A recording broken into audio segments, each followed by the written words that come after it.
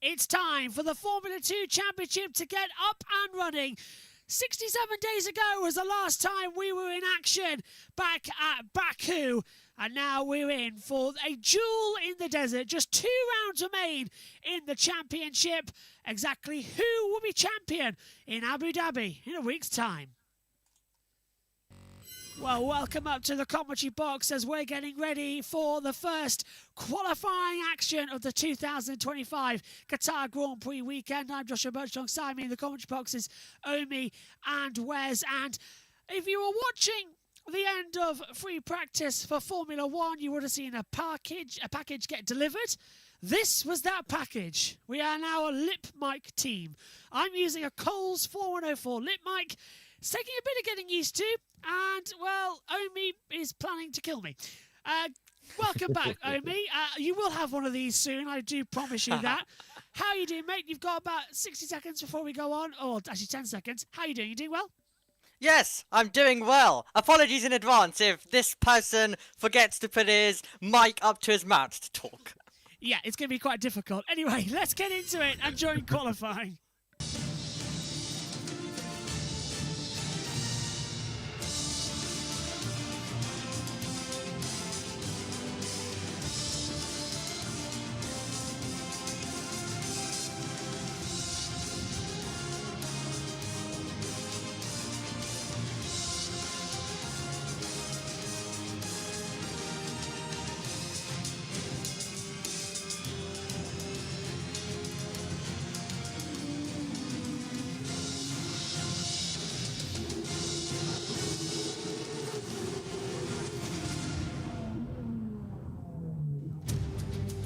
It's time for qualifying under the lights here at the Lusail International Circuit in Doha, Qatar. A track originally built for motorcycle racing, Formula 1 and subsequently Formula 2 have made it its home over the past few seasons. Under the lights, this track is spectacular. It's tricky and it's challenging. A perfect place for round 13 of the season. 5.419 kilometres, 23 laps for the sprint race tomorrow. The feature race is going to be extended up to 32. 4.2 metre elevation change. Lap record at just over 1 minute 30 seconds. It's an interesting one to try and get around. Now, last year, the tyre data was medium for 7 laps before going on to the hards for 23. That was the winning strategy. And we've now got the mandate, with it being a high downforce, high brake wear, high tyre usage, but low on fuel. It's going to be quite an interesting session to see what we're going to get for qualifying. Alongside me in the commentary box is Omi and Wes, and Omi Folleroli 188, Crawford 169, Browning 161, for sure 151. It's anybody's championship as we get into the last few rounds. The green light is on, we're underway for qualifying, but no one in a hurry to go out straight away. Good afternoon to you. Well, we've got 2 JBM series remaining this year in terms of finishing their 2025 season, and they're both going the distance, including Formula 2, which is kind of used to that over the last few years, but we don't know who is going to be that champion. Fornaroli looked quick in practice, has the momentum. Let's see whether he can continue it into this qualifying session. Wes, nice to have you up here in the F2 commentary box as well for Qatar. The car's heading on the circuit. We saw in practice this morning that trying to get out there and get on the actual running is very difficult. There's no grip offline, and it's just literally one line only throughout the entire circuit. We're going to be in for a very entertaining quali. 28 minutes. I'm expecting at least 1, maybe 2 red flags, because if you spin these F2 cars, likelihood is you're going to stall it. Yeah, and unlike pretty much every other single-seater series on the FIA ladder at the moment, F2 don't have a way to restart the car from inside the cockpit, which I do hope one day gets addressed, but for right now at least we just have to put up with it, and the drivers are going to be on ice basically here in the desert because, yeah, as you said, the practice session rather was just spin after spin after spin, and the degradation is incredibly high here, with Pirelli deciding to bring a compound softer to this event. So yeah, we're more than likely, I think, going to be seeing the quickest times quite early in this session. Yep, and that's pretty much comparable because last year we were qualifying at this time on the mediums. Let's have a go word then with our top runners. A lot of fast corners, so in quali will be very fun. But in the races, I think the tire management will be very important because all these long corners, they put the tires under a lot of stress. So there will be a lot of work to do for the races. Yep, as I was saying, last year, Romy, they qualified on the medium compound tyre. This year, they're qualifying on the soft, and James Wharton looks like he's got a problem. He's got the engine cover off already, Romy, as they are not even going out for qualifying yet. So not good news already down there at Trident. Yep, not good news for the team that continues to go through drivers and drivers and drivers. This time it's Wharton having a tricky start to things. Another one of the contenders is Luke Browning, a Formula 3 title contender from of course 2024 last year, and of course a Macau Grand Prix winner from 2023. So it should be an exciting round incoming for him. But yeah, last year was quite interesting. Paul Aaron was owning this racetrack, as Alex Jakes described 1 year ago, especially when it came to this qualifying session. He was quick run after run after run. That is what Fornaroli's going to try and basically go for, and considering how quick he looked in practice, I think he's got a good chance of that. He's got a very, very good chance of it as well to come in and play for the party spots, which is pretty much 9 times out of 10 what everybody's going to be wanting to do. They don't want to lose out because overtaking here, as we talked about in the F1 session, so difficult. Let's have Luke Browning. Circuit is very high speed, and one that will probably suit our car characteristics coming in this year. So I think we're confident coming into this round, and it's one that we really need to make a statement at if we want to challenge for the title coming into the last race. So you know, if we can take sort of 10-15 points out of the championship leader coming into the last race, it's absolutely all to play for. So yeah, let's see. Let's see indeed. But yeah, as I was saying, we saw as well how difficult it is to qualify and get a single lap time around here coming into it. But I'm more concerned about tyre degradation. We saw a lot of that in the F1 session. We saw a lot of that this morning. We've got Martins doing a 156.592, nowhere near what we were seeing this morning. So degradation on the soft compound, that could be critical. Yeah, it's going to be huge, and it's really going to be up to the talent of each individual driver to see who can stretch out their tyres the longest. And I'd say it's a pretty safe bet that for the sprint race tomorrow, everybody is going to be on the harder of the two compounds. And there's quite a large gap in the championship between Fornaroli, who's first at the moment, and then Crawford in second. 19 points is the gap, which there's obviously far more points up for grabs in F2 than there would be for the average F1 weekend, but even so, this is very much Fornaroli's championship to lose. Browning kicking up just a little bit of dust at the exit as well, coming out of turn 7. We're expecting that a lot. We saw it in Formula 1 as well. The track limits here being brand new are getting a little bit of an interesting factor. Through we go out of turn 10. Open up the throttle just ever so slightly. Don't push it too hard. And it looks like already, he might have backed out that, but F2 taking an unusual line compared to the F1s. But sector time's looking good for Browning at the moment. Taking a look down on the monitor, 36.3 first sector, 32.8 in the second sector. It's looking competitive so far. Yep, the British driver is on it. Only a few more corners remain on this lap. The first few lap times, though, coming on the board right now with Montoya, Martins and Miata. Luke Browning's about to join that party as well in a few moments' time. He'll open the DRS and he'll come over the line. P4 at the moment. Yep, P4. Browning goes up into P3, 138.315. Ollie Goethe now goes into second, 138.085. Over the line comes Richard for short, a 138.534 with 23 minutes to go. Look at Forneroli's first sector time, a 35.8. Much faster than we were expecting out there early on as well. And he just drifted out carefully out of turn 10, down now towards that complex of corners that we were talking about this morning. Turn 14 was the exit. That catches everybody. This is Stanek over the line, looking stronger. The middle sector for Forneroli is a 32.5, so just matching it. Stanek goes top, 137.977. Yeah, here comes Forneroli now, getting a little bit wide on the exit of that corner, but it shouldn't affect the time too much. But I've noticed on every single camera car that we have in F2 this weekend, they've all been just struggling hugely with just getting through pretty much every single corner as Forneroli goes to the line now, a tenth up on his teammate. Stanek as well was compromised at the last sector as a reminder, so Forneroli's time was impressive. Alexander Dunn over it now. He goes into sixth, 138.114. That's a slightly more competitive time than I was expecting. Here's a replay of me on this. Presumably will be Lawrence Van Hopen just getting wide and on the gravel. That's at the exit of the circuits here.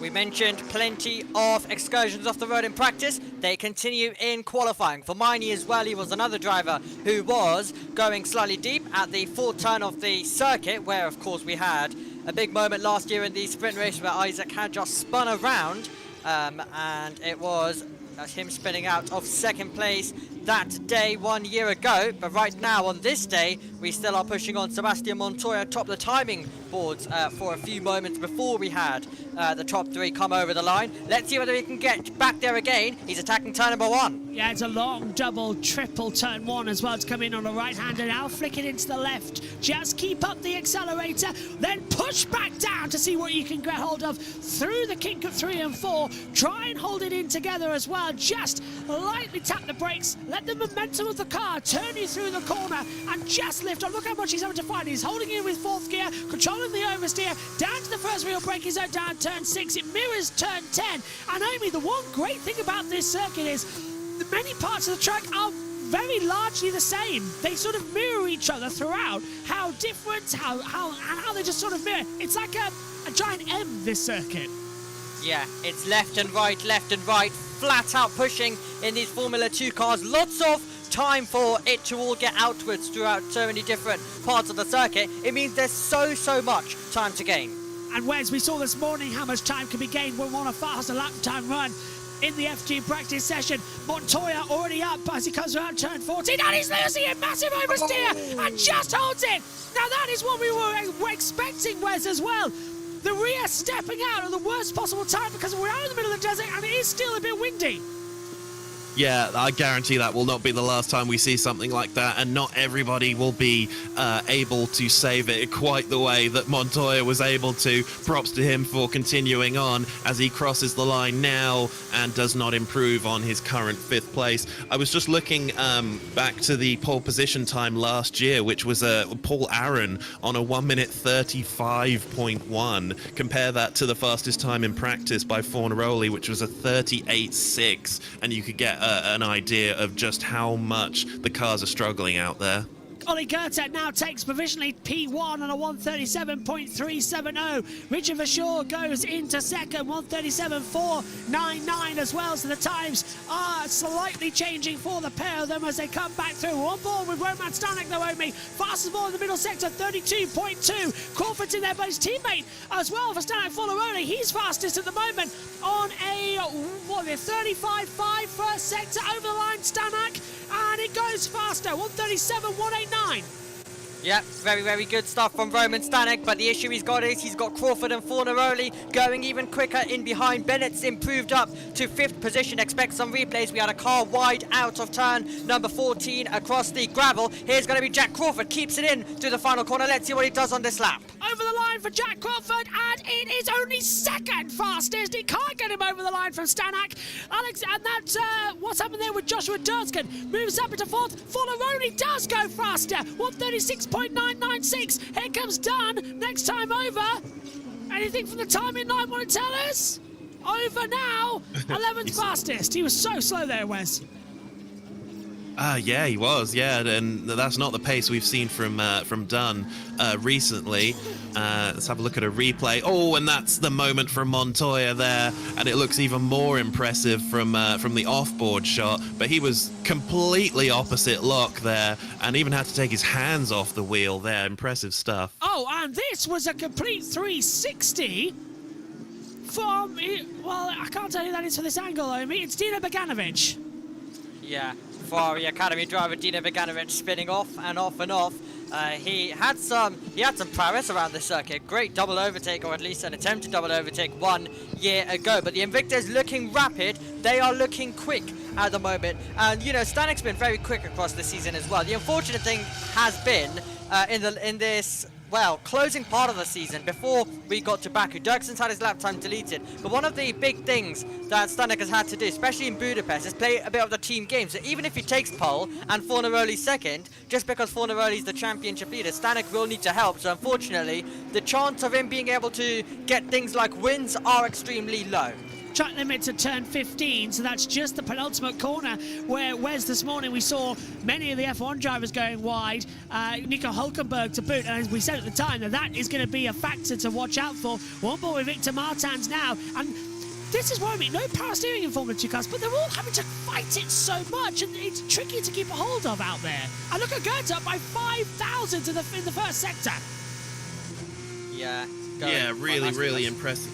Yeah, really impressive stuff from Ollie Goethe now. He's ahead of his teammate Richard Verschoor at the moment as we're watching Luke Brown. No, excuse me, that's Victor Martins coming through the right-hander at turn 16, heading towards the line now. This hasn't been the fastest time so far for Martins, and we're getting a bit of an issue with the timing on screen there, but Martins, I think, stays in 5th place. It is debatable at the moment if these timing screens are even working, because we keep seeing fastest sectors and then not.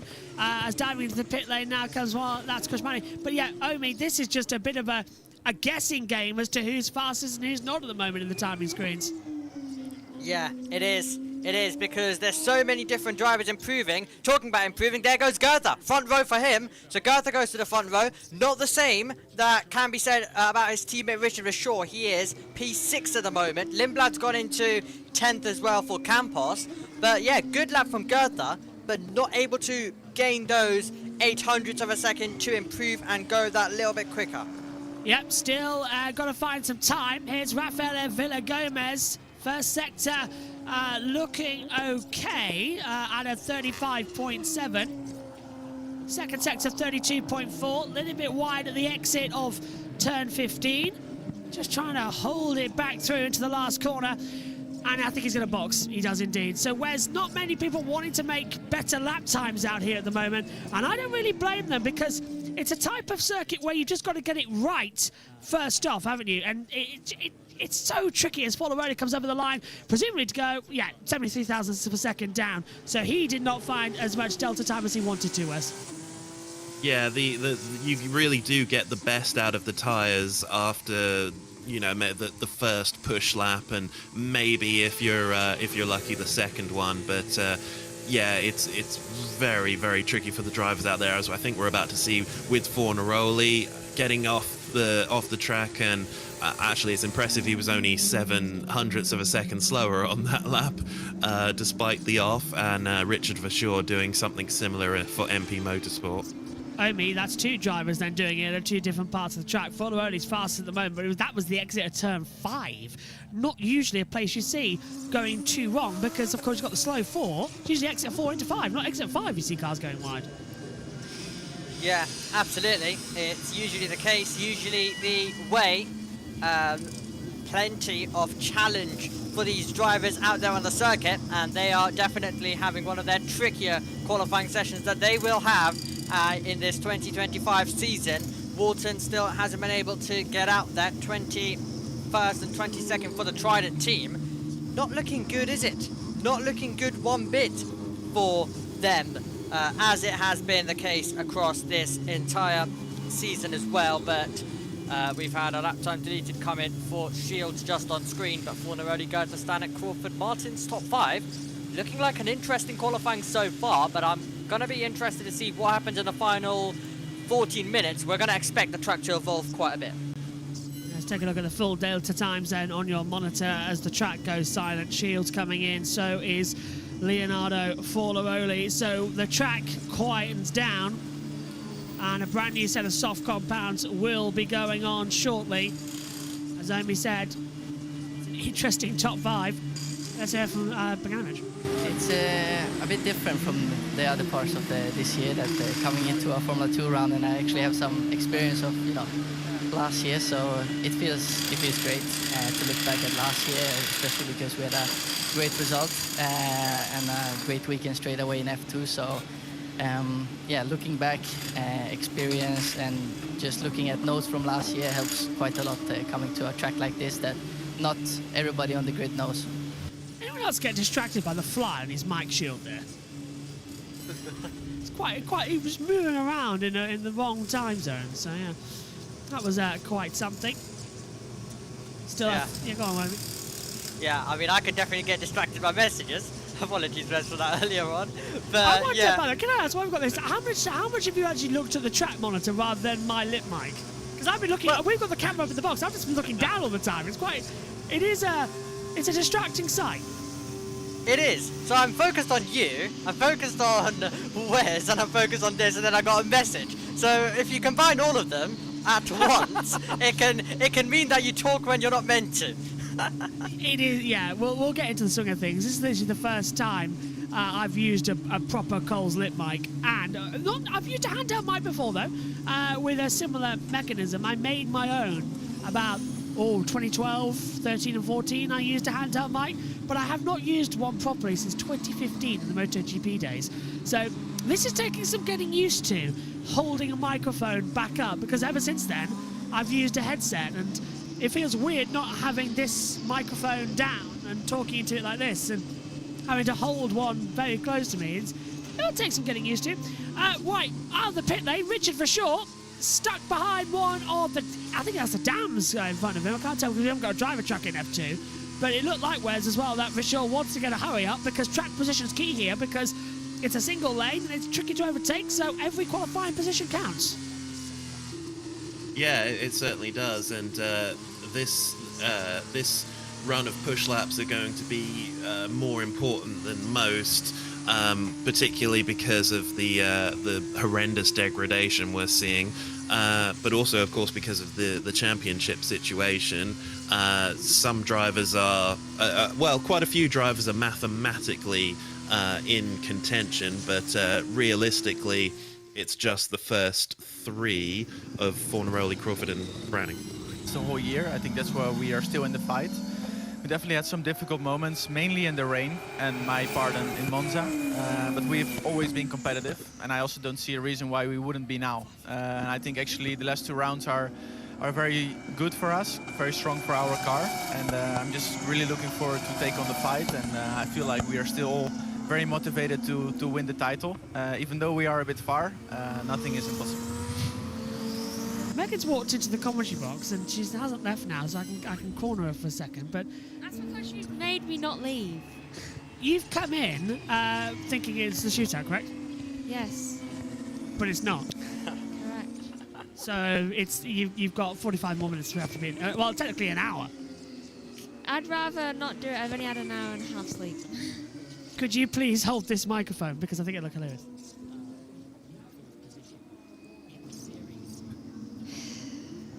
Just tell the ladies and gentlemen that you didn't want to use one of these.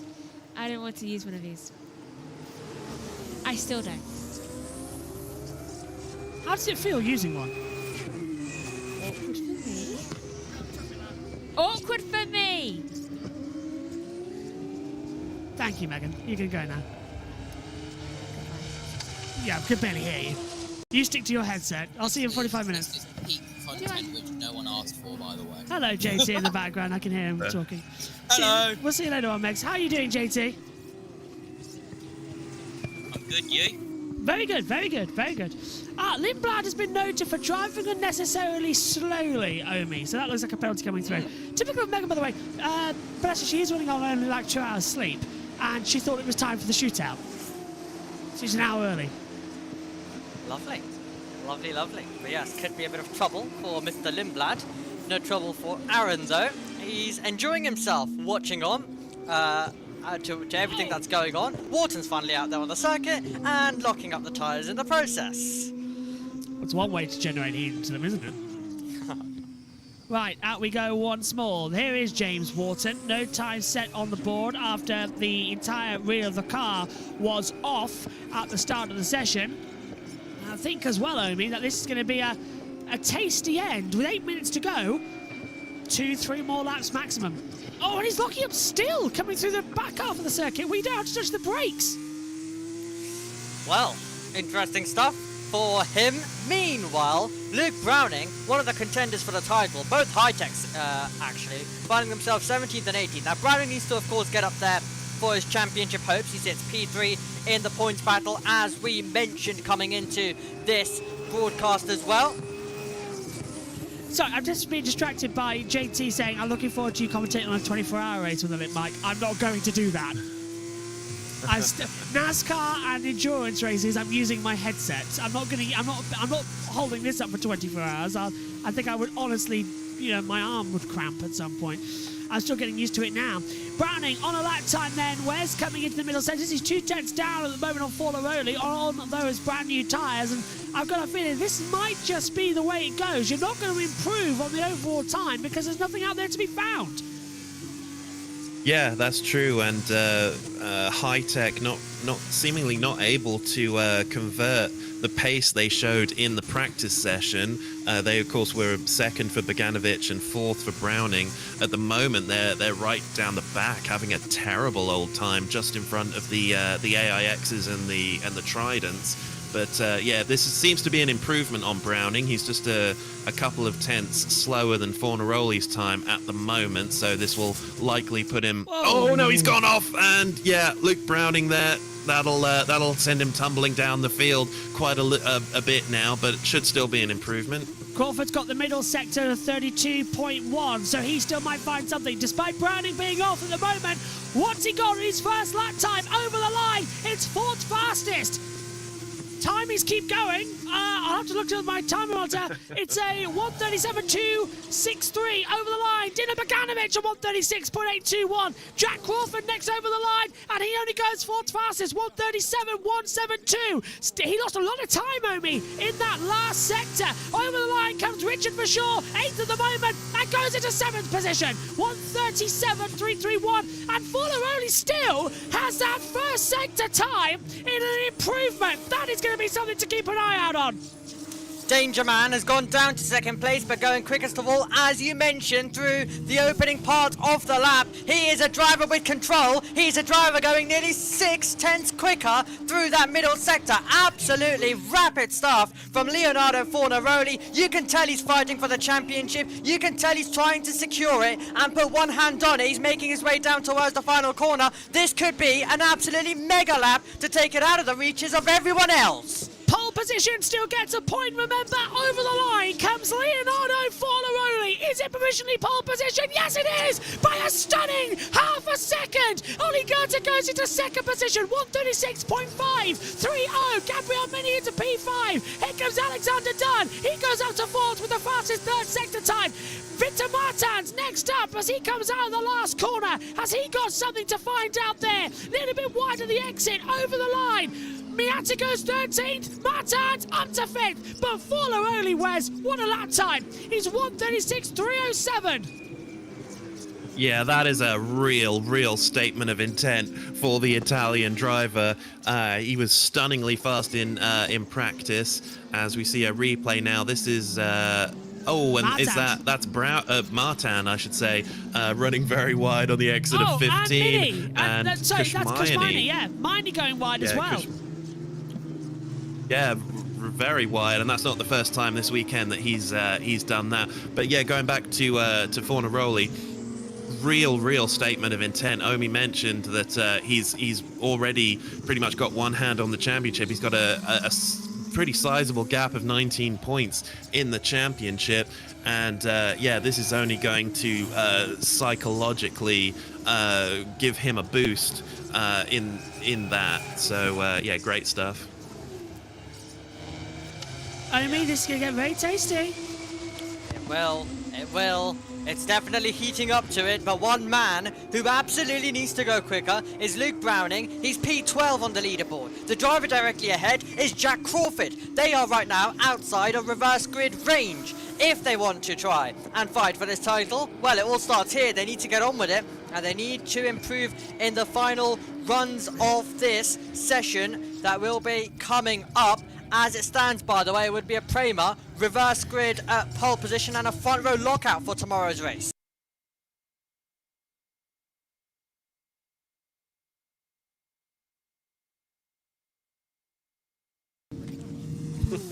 So, less than 3 minutes to go then in this one as well.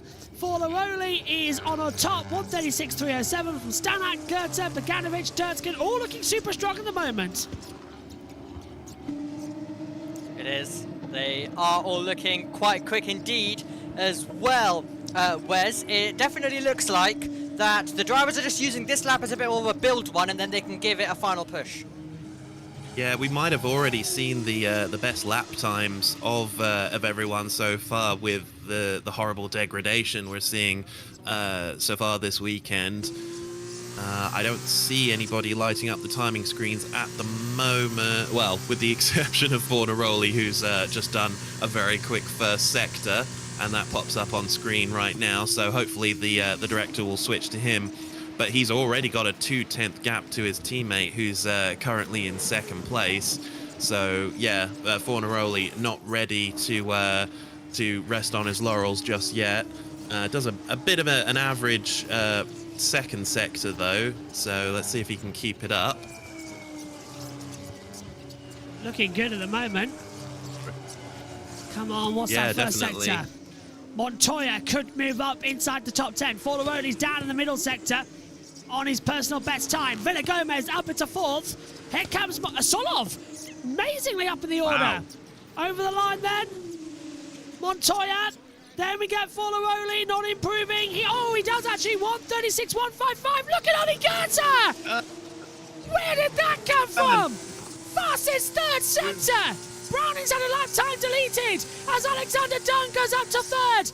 Here comes Roman Stanak next over the line. He goes up into third position. Victor Martins just behind him, and he goes now third position. What about Rito Miata? Up into 16th. But Oli Goethe, 136.115. He has provisional pole position with 40 seconds to go. Looked like the driver in control was Fornaroli. Goethe says, well, I'm also a contender for this as well. Meanwhile, a driver who isn't a contender at the front, Dino Beganovic, he has still got himself a reverse grid pole, but he had a deep moment. Same applies to Jack Crawford, left and right. Well, there was a question of which way the car was going to spin, but he had good car control and he kept it pointing in the right direction. Here's Dirksen. Dust at the back, Omi. Dust at the back. So somebody's got wide. Dirksken's down in the middle sector. Let's see if he's got anything coming out of it. Over the line he comes now. Is it going to be an improvement or not? 12th to the back. He's only goes 9th. 136.773. Could have been, should have been. Checker flags out as well. Could have been an improvement. I think Goetze's got it. Yeah, but critically for Dirksen, he'll be happy at least that he's got himself into reverse grid contention. As it stands, it would be the front row, but still drivers like Crawford need to push on. What an absolutely banging qualifying session we are having here. This is literally everything coming into its own. And again, super duper looper, everything going nuts. For sure, in 10th. Lindblad is 17th. Wharton predictably down in 21st position, but I'm surprised about Lawrence Van Hopen not improving up the board. I expected more from him after Formula 3, let's be fair. Still looking Lawrence strong. Van Hopen. Go on. Yeah, no, I was just going to say Lawrence Van Hopen is one of the drivers who's already signed up for F2 next season. So yeah, he definitely won't want to be out-qualified by his rookie teammate, but seemingly that's what's going to happen. Crawford's improving in that middle sector. His mini sector's up now. He's lost a lot in that last sector, so forget what I'm saying. I am completely not right. He is down by a second, so he's not going to improve. I can't see anybody, Omi, improving on our timing monitors up here in the comms box. Yeah, doesn't look like anyone's finding the required time. Looked like a good first sector for Beganovic, but the second sector, it all faded away. It looked like he backed out of it. Oh, my. As well as we've got a whole queue of cars down the straight as they all back out of it. Any old iron, any old iron, any old iron. Crawford's done a push lap down there. I wonder if that's going to now be deemed as impeding because he was on a push lap. It sounds daft, even though he didn't improve, but... You know, if I was him, I'd argue to the stewards that I got impeded by all these guys being slow on the start-finish straight, penalise them. It's kind of up there, but Ollie Goetze steals pole position out of nowhere. It's a 136.115. Yes, mate. I confirm this is pole position. Well done. Congratulations. Well done. Let's go. Super duper stuff. And Omi now can stop looking at my lip mic. Oh, you still got a weekend of that, don't worry. You do, but by the looks of it, you might have one coming in Abu Dhabi. Right, let's have a look at Beganovic then, looping it around a little bit. Yeah, so he was improving Sector 1, sorry JB, he was improving Sector 1, so this is where it all goes wrong. Wow! AIX? It's one of the AIXs, yeah. That was more like IIX. Lindblad having a moment. Oh, there's just no driving that at all, Wes, is there? No, definitely not. And Lindblad's performance only 17th in this session, and with him getting closer and closer to a possible F1 drive this year, this is not very impressive to the higher ups. Oh, Fornaroli stopped. Oh. Now, he was 40 thousandths ahead of behind Goetze, as we know, but if he can't provide a fuel sample, that could be something going into the feature and sprint races of the weekend. We know how critical they are. That's a surprise. It's stuck in neutral. Don't stop, mate. Got I don't know what happened. I have a problem. I have an issue. Just got an issue or something along the line and it just cut out on him. Well, that could be the championship turnaround that we were expecting to see. He stopped down at turn 6. I think that's turn 6. It's either 6 or 10. It's hard to tell where it is. And not 6-7, Omi, before you jump in. I can see you wait. What? Well, we've already mentioned it's been 67 days of that F2 cars. That completely comes to a close. You've been waiting. I've used that twice for you today, so there you go. Yes. I've already done that for you. Well done. I tell you what, one thing I noticed which really demonstrates how long it's been in between rounds is that Alex Dunn, who left McLaren seemingly ages ago, we're only just now seeing him in the regular Rodin livery, which really caught my eye in practice. Caught mine as well when I was in the booth for it. Right, let's listen in. This is Fornaroli.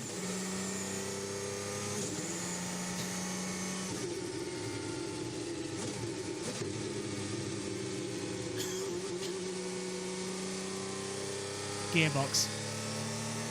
Yeah, that's definitely not running out of fuel, so I think he's okay in that respect. But yeah, still not great. That was a chug, wasn't it? Quite a lot. Yeah. Yeah.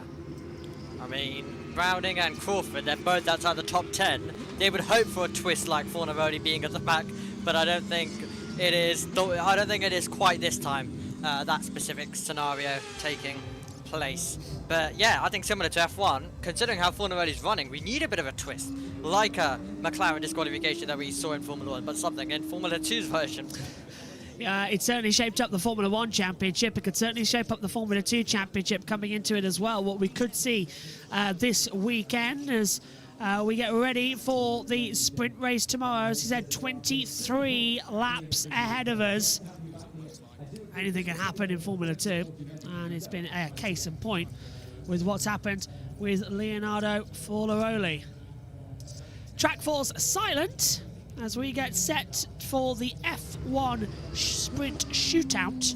That gets underway in around about 45 minutes. We're on air in half an hour for that one. Myself, Wes, Megan, Omi probably.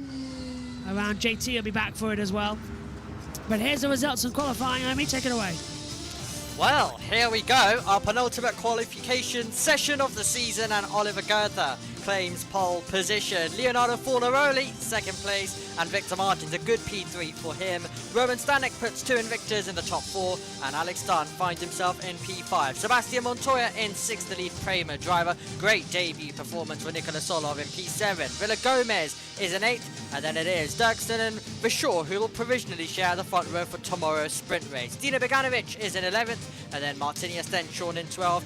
John Bennett 13th, Gabriele Mini 14th, then it came Jack Crawford, Ritomo Miata, Arvid Lindblad, Luke Browning, Kian Shields, Kush Miney, and rounding out the order by the Trident, James Wharton and Lawrence Van Hoopen.